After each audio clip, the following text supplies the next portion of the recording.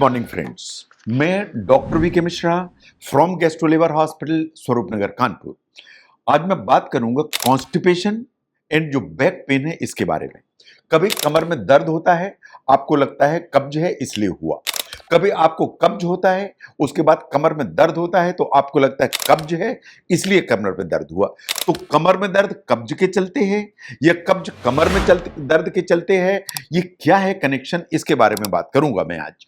No, अगर हम ध्यान से देखें तो ये दोनों की दोनों जो प्रॉब्लम्स हैं वो बड़ी कॉमन प्रॉब्लम्स हैं।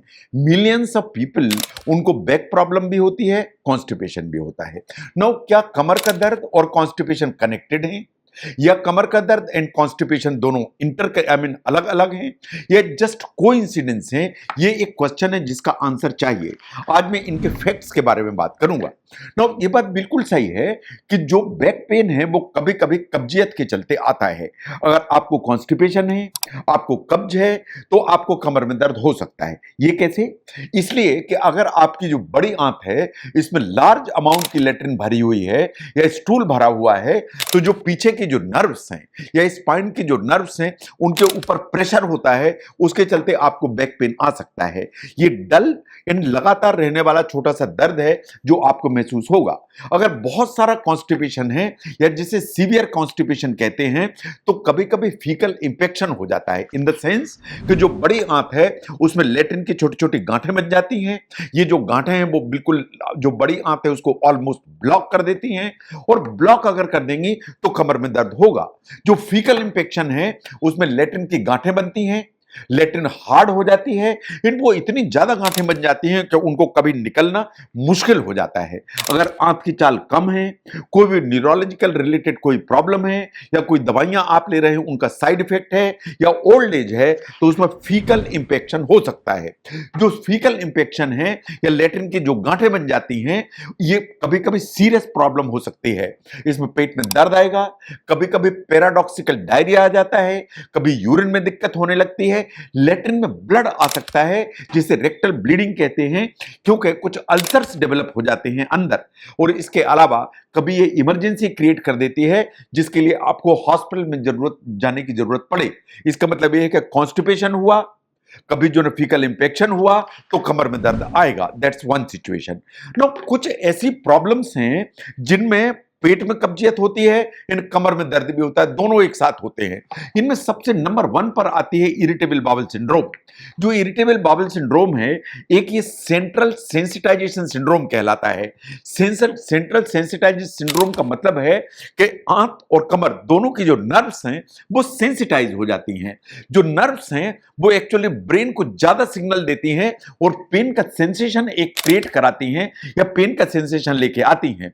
जो इरिटेबल बाउल सिंड्रोम है उसमें आपकी आंत की जो नसें हैं वो हाइपर सेंसिटिव हो जाती हैं, वो कभी कॉन्स्टिपेशन कराती हैं, कभी डायरिया कराती हैं, और ये जो है ना कभी कभी बैक पेन भी कराने की ताकत रखती हैं। ये बिल्कुल टिपिकल नहीं है, लेकिन कभी कभी जो इरिटेबल बाउल सिंड्रोम है उसमें कॉन्स्टिपेशन के साथ कमर में दर्द आ सकता है। ये जो कमर में दर्द आता है ये ऐसा नहीं है कि ये रेफर्ड पेन हो, ये कभी कभी आप फील करते हैं कमर में मुझे दर्द हो रहा है। इसके अलावा जो आईबीएस है उसमें और कुछ प्रॉब्लम्स होती हैं जिसमें फाइब्रोमाइल्जिया होता है, इंटरस्टिशियल सिस्टाइटिस होती है, इनमें भी आपको पेट के अलावा कमर में दर्द आने लगता है। No, there are certain neurological problems जैसे पार्किंसोनिज्म डिजीज है, जैसे मल्टीपल स्क्लेरोसिस है। ये हमारी जो इंटेस्टाइन है इसकी नर्व को अफेक्ट करने की ताकत रखती हैं, ये डायरेक्टली अफेक्ट करेंगी। इससे आपकी स्पीड कम होगी, जो कंटेंट है इंटेस्टाइन में उनका फ्लो गड़बड़ होगा। In over a period of time जो मसल है उसमें पेन आएगा, क्रैम्प्स आएंगे, टाइटनेस आएगी। In over a period of time अगर इंटेस्टाइन की स्पीड कम होगी तो कॉन्स्टिपेशन डेवलप होगा, तो कॉन्स्टिपेशन डेवलप होगा, बैक पेन आएगा। इट इज क्वाइट पॉसिबल कि पार्किंसोनिज्म एंड मल्टीपल स्क्लेरोसिस में इस तरह के सिम्टम आए। तो irritable bowel syndrome is the one. Then neurological problem number 2। Now look at the tumours. चाहे वो स्पाइनल कॉर्ड में ट्यूमर्स हो, तो स्पाइनल कार्ड में जो ट्यूमर्स होंगे बैक पेन भी करेंगे, कॉन्स्टिपेशन भी करेंगे।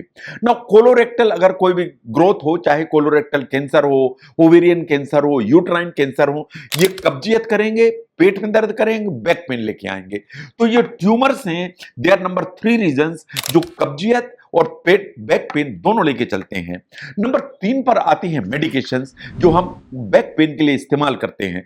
तो कमर में कोई भी दर्द है उसके लिए आपने दवाइयां ली, वो चाहे ओपियाइड ग्रुप की हो चाहे नॉन ओपियाइड ग्रुप की हो, इन द सेंस कि कुछ दवाइयां होती हैं जो हल्का सा नशा लेके चलती हैं या जिन्हें आई मीन ओपियम के प्रोडक्ट उसमें होते हैं, वो ये कभी कभी नॉन ओपियाइड होते हैं, ये कब्जियत लेके चलती हैं, कॉन्स्टिपेशन लेके चलती हैं, ये इनका साइड इफेक्ट है। तो बैक पेन है उसके लिए आपने मेडिसिन ली, उनका साइड इफेक्ट है, उसके चलते कॉन्स्टिपेशन हुआ। तो जो मसल रिलैक्सेंट है इन पेन किलर, इनके चलते कभी कॉन्स्टिपेशन डेवलप होता है। तो आपको बैक पेन था, आपने मेडिसिन ली, कॉन्स्टिपेशन हो गया, दोनों चीजें तैयार हो गई। ऐसे ही पार्किंसोनिज्म की जो मेडिसिन है वो कभी कभी कॉन्स्टिपेशन को ट्रिगर करने की ताकत रखती हैं। Now look at the exercise in constipation. जो बैक पेन होता है अगर आपको हो रहा है तो आप एक्सरसाइज नहीं कर पाएंगे, एक्सरसाइज नहीं कर पाएंगे तो आपको कॉन्स्टिपेशन डेवलप हो जाएगा। तो जो बैक पेन है वो इनडायरेक्टली कॉन्स्टिपेशन क्रिएट कराने लगता है इस तरह की सिचुएशन में, अगर आप जो है एक प्रॉपर एक्सरसाइज नहीं कर पाते हैं। नो कैसे आपको समझ में आए कि आपकी कमर का जो दर्द है वो कॉन्स्टिपेशन के चलते है। नंबर 1, अगर आप बैक पेन के लिए कोई दवाइयां ले रहे हैं और अब आपको कॉन्स्टिपेशन हुआ तो जरा ध्यान से देखिए कि दवाइयों के चलते तो नहीं है ना, आपको जो ना कुछ प्रॉब्लम है नोन, जैसे इरिटेबल बाउल सिंड्रोम है, आपको पार्किंसोनिज्म है और अब आपको कमर में दर्द होने लगा, तो ध्यान से देखिए कहीं ये इन बीमारियों के चलते तो नहीं है। नो आपको पेट में गैस हो रही है, ब्लोटिंग हो रही है और अब आपको कमर में दर्द होने लगा, तो देखिए कि ये प्रॉब्लम इंटर रिलेटेड तो नहीं है। नो आपको कमर में कुछ डिस्क रिलेटेड प्रॉब्लम है, डिस्क स्लिप हुई और अब आपको पेट में कॉन्स्टिपेशन हुआ, देखिए कि दोनों कंबाइंड तो नहीं है। ऐसे ही क्या आपको लगता है कि आपका बैक पेन लैट्रिन करने से कम हो जाता है या बाउल मूवमेंट से कम हो जाता है, इसका मतलब ये इंटर रिलेटेड है। नो कैसे आप कॉन्स्टिपेशन को ठीक करें?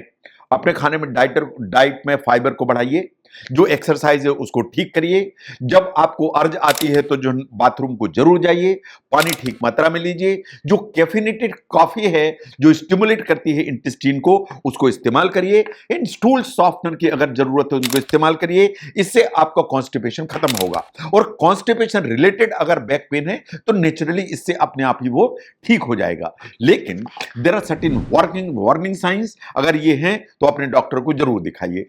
अगर आपको लगता है कि कमर में दर्द है लेकिन पांव के सेंसेशन गड़बड़ हो रहे हैं तो आपको अपने डॉक्टर को दिखाने की जरूरत है। आपको लगता है कि आपको कॉन्स्टिपेशन है लेकिन लैट्रिन में ब्लड आने लगा तो डॉक्टर को दिखाने की जरूरत है। आपको लगता है कि पेट में दर्द है लेकिन बहुत ज्यादा दर्द है कॉन्स्टिपेशन के साथ, डॉक्टर को दिखाने की जरूरत है। आपको लगता है कि कब्जियत परसिस्ट कर रही है, बैक पेन परसिस्ट कर रहा है और आपका वेट लॉस तेजी से हो रहा है तो आपको अपने डॉक्टर को दिखाने की जरूरत है। और अगर आपको लगता है कि कमर में दर्द, कब्जियत, इसके साथ यूरिन की दिक्कत हो रही है या लैट्रिन कभी कभी अपने आप कपड़े में छूट जाती है तो आपको अपने डॉक्टर को दिखाने की जरूरत है। दीज आर वार्निंग साइंस जो आपको अपने डॉक्टर से कंसल्ट करना मांगती हैं, इस पर ध्यान दीजिए। नो जो कमर में दर्द है क्या वो कब्जियत के चलते हो सकता है या कॉन्स्टिपेशन के चलते हो सकता है या कॉन्स्टिपेशन बैक पेन के चलते हो सकता है या ये इंटरकनेक्टेड है या नहीं है, इनको समझने में ये वीडियो हेल्प करता है तो जरूर शेयर करें। मैं doctor V K Mishra from gastro liver hospital, Swaroopnagar, Kanpur. Thank you very much.